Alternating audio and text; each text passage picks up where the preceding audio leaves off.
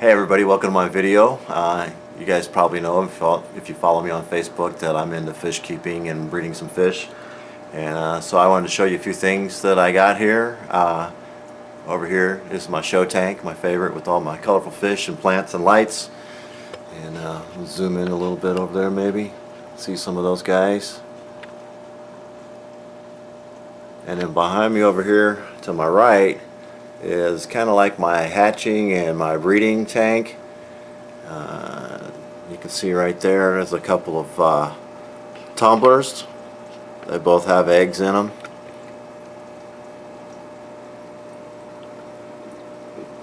One is free swimming at this point. The other is just about free swimming. Let's see here if I can do this. This one here, these are dragon bloods in this tank here. And in this tumbler over here, these are white knights, which is this guy right here. So they're a little bit still developing, but they're almost free swimming. And then I have an empty tumbler, this one here. Hopefully soon we'll have something going on that. And then in this space over here, I usually have my brine shrimp hatchery. And I'm going to show you guys what I do with that there. And then I got a net for those dragon bloods when they come out and they're ready to come and be free swimming in the water. So first thing I'm going to do is I'm going to show you what's missing from right here, which is my brine shrimp hatchery. So let me take you into the kitchen and I'll show you what I got. Alright, so this brine shrimp hatchery it's a pretty simple device really. Basically it's a water bottle.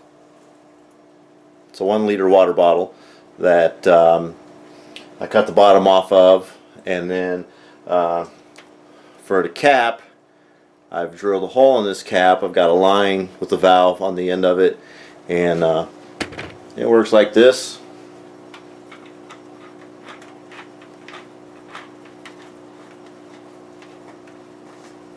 And I just drained it, and this is let me see here. Let me get them in there. Put some light on it.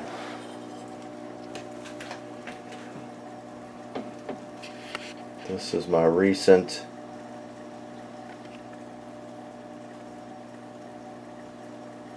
you can see them swimming around in there. They're pretty active. I've already fed tonight, so these guys, this is where the food goes. These are dragon bloods. These are albino dragon bloods inside the basket here.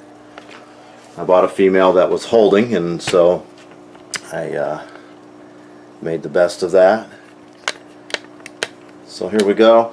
So basically this is my brine shrimp hatchery. You take about 1.5 tablespoons of rock salt, non-iodized or aquarium salt, and a pint of water, and about 1/2 teaspoon of brine shrimp eggs. And I'll show you how that all works. And I hang it up here. Allows me to empty it out, take care of it. We'll do this whole cycle here, and you can see how once the eggs hatch, what shrimp looks like in the bottle, and then how we harvest the eggs. So, not an advertisement here, but this is what I use. Let's start off.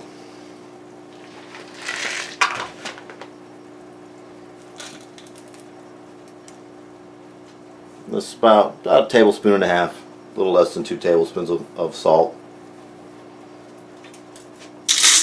Put that in my hatchery.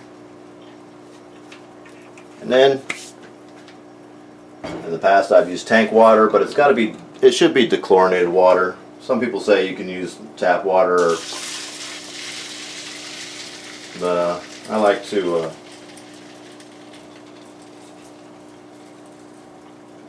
what I do is I take water, I run it out of the tap, I let it sit in a jug for 24 hours, and the chlorine evaporates out of it, and so you don't have to use any dechlorinator.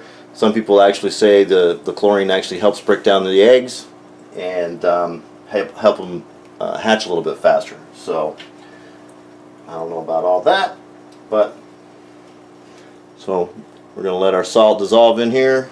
We got our valve closed so no water's coming out. As a matter of fact, I've got another line I've got to put on here.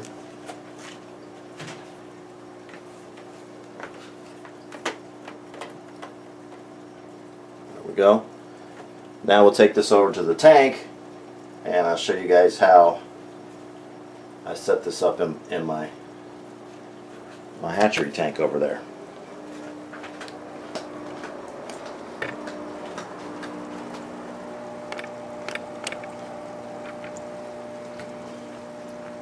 Yeah, perfect. All right.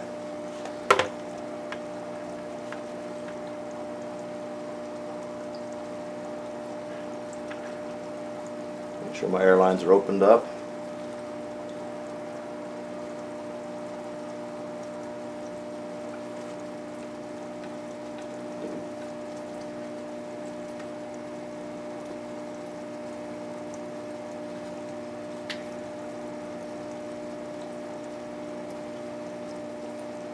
So as you can see, I just placed the bottle in the tank. I got a little clip up there. I clamp it on the tank, and then I hook up my air line.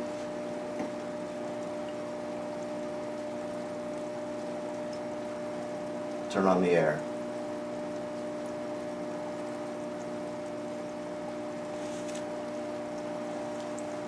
While that's going, I'll go get the brine shrimp eggs.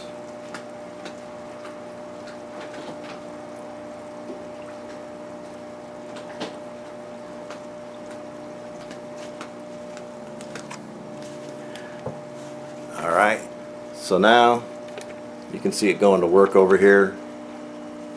Some bubbles coming out of it. Percolating, there we go. Alright, not an advertisement, but this is the brine shrimp eggs I'm using now. They're 90% hatch rate. The main reason you feed these for your fry is because they're 60% protein. They grow like mad when you feed them this stuff. So you keep it refrigerated after you open it. This particular brand actually came with a little measuring spoon. So I give it